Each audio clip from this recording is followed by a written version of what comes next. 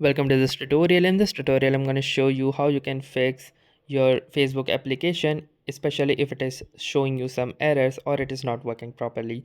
So in order to do this, first tap and hold on to a Facebook application icon and click on app info. Then under the app info, simply go to the storage usage and click on the clear cache button right here. This will clear out all the temporary data and storage that the Facebook application is using. Then head back and click onto the force stop button and click onto this again. This will help you to stop all the processes that Facebook is using in the background.